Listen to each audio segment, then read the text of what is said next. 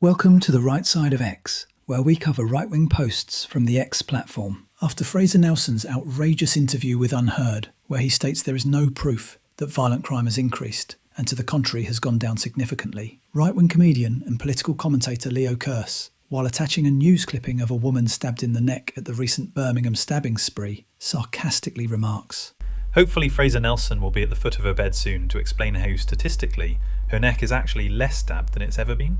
Britain is a nation of dog lovers, and it is no wonder this man's work has such a following on the X platform, currently at over 564,000 followers. His sole mission is to rescue street dogs and record their stories. This next post sees the recovery of an Alsatian cross that had been stabbed multiple times. It may not be right-wing news in the true sense, but it reminds me of how many immigrants see and feel towards animals, especially dogs. He doesn't say who did this heinous crime or where she was found, but it wouldn't surprise me in the least if they were not Indigenous English. Today wasn't easy for Chance. After being stabbed a couple of times and having so much pain that is understandable. It's a week since she came in. Big progress. This post is thread 1 of 7. Connor Tomlinson is a Zoomer Christian intellectual who, in response to Carl Benjamin's post where Carl states, "Our forefathers were better men than our contemporaries," enforces the view saying, Our ancestors were the protagonists of history. Reject white guilt and the attempt to redefine us out of existence by insisting foreign rapists and murderers can be